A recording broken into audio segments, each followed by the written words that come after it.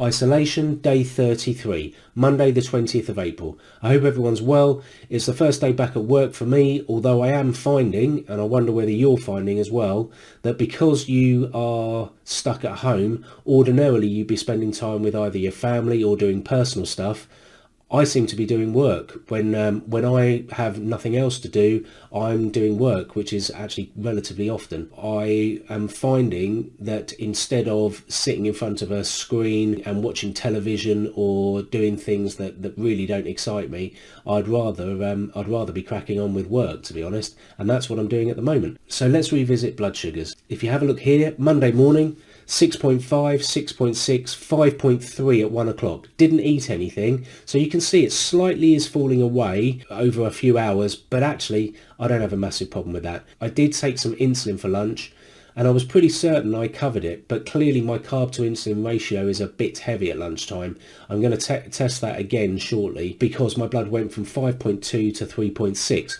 I took a couple of jelly babies, got back on track, and my bloods at 9 o'clock were 5.3, and at 9 o'clock, so after my evening meal that was at 7:30, hour and a half after, I only had 10 grams for my evening meal and it was vegetable soup, so it really wasn't too heavy. And I thought, well, what's the point in waiting till very late to train? At 9 o'clock I took my bloods and here you go. Okay, so my bloods are 5.3. I've taken 16 grams of carbs, so 4 jelly babies, because I'm not messing about anymore. And let's see where my blood sugars are after I go for a run. I'm not going to go for a mad run, just a couple of kilometers, and let's see how it moves. Bloods are 4.2, and I've literally just got back.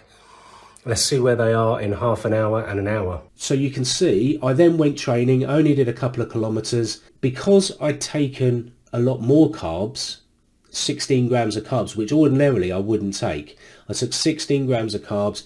My bloods didn't shoot down quite so far, so did go from 5.3 to 4.2, but actually, again, that's not a massive issue for me. That isn't too low, and my blood went up from 4.6 to 6.8, and actually I was fine. So, you know, from 9:30 to 10 o'clock, 4.2 to 4.6, from 10 o'clock to 10:30, 4.6 to 6.8. Actually, I'm pretty happy with that. It didn't shoot down into the 3s or even into the 2s, which it has been doing historically.